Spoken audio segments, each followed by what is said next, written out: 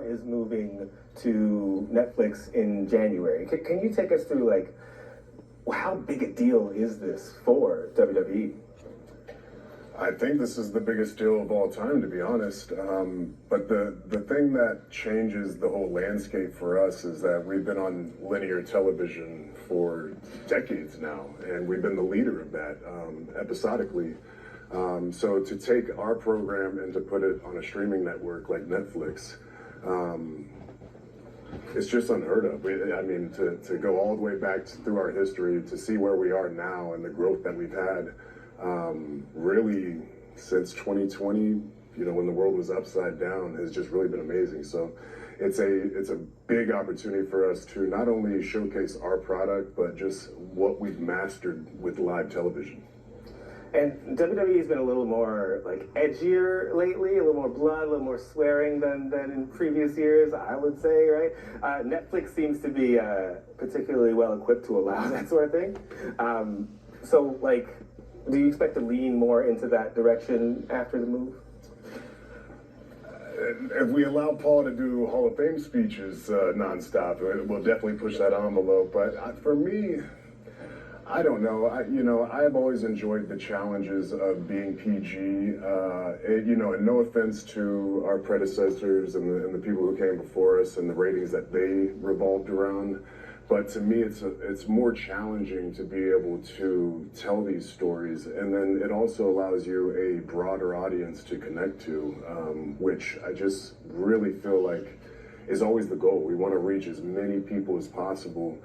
And I think there's a fine limit to when you can kind of cross that threshold where you push people off from the product. So I think there's there's going to be a nice little range there that we can play with and, push the envelope in certain senses. But I think we need to stick to our values and kind of the morals that we've set in place and the culture that we have now.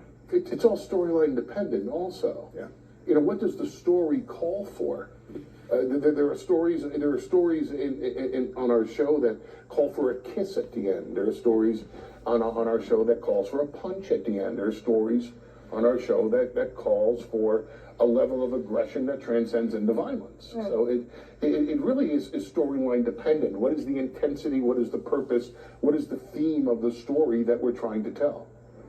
I realize that we didn't introduce ourselves. Kim Basine covers celebrities and athletes for Bloomberg, so this is kind of the perfect nexus of everything you cover, WWE. Absolutely, yeah. I cover markets and companies, so I'm going to ask a nerdy company type question to both of you. As a tech-first platform, Netflix has access to more granular data on viewers and their habits than the conventional broadcasters. So I'm curious, what kind of data or analytics do you hope to get? Do you expect to maybe get from this partnership that might be able to feed into storylines or how you craft moments in the matches that we're going to hopefully see? Why don't you start, Roman? I want all that data. I'd like to be able to look at all of this stuff and go through these algorithms and analytics that way, because we're scripted. We can make this whatever's not only right for us, but what's right for the audience. And if we can keep our thumb on that pulse, it just makes the job so much easier. I actually think the biggest beneficiary of that is going to be Netflix.